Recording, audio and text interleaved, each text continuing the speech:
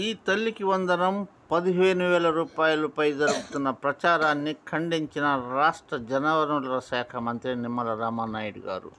GO 29 ప్రకారం తల్లికి వందనం 15,000 రూపాయలు అమలు చేస్తామని చెప్పాం, కానీ కుటుంబానికి ఒక్కరికే ఇస్తామని చెప్పలేదు. ఇంకా విధి విధానాలు ఖరారు చేయలేదు. వైసీపీ ప్రభుత్వం సామాజిక పెన్షన్ 2,000 నుంచి 3,000కు పెంచినట్టు చెప్పి పెంచేదానికి సంవత్సరానికి 250 రూపాయల చొప్పున 5 సంవత్సరాలు పట్టింది 3,000కు వచ్చేదానికి. కానీ ఎన్డీఏ ప్రభుత్వం 3,000 నుండి 4,000 రూపాయలు పెంచేదానికి 23 రోజులు మాత్రమే పట్టింది. అది 3 నెలల ముందు నుంచే పెంచి 3,000 రూపాయల అరియర్స్తో కలిసి 7,000 రూపాయలు జూలై 1వ తేదీన పండుగ మాదిరి ఇచ్చాము. కావున మా ప్రభుత్వం మేనిఫెస్టోలోని హామీ ప్రకారం కుటుంబంలో ఎంతమంది ఉన్నా ఒక్కొక్కరికి 15,000 రూపాయల చొప్పున ఇస్తాం.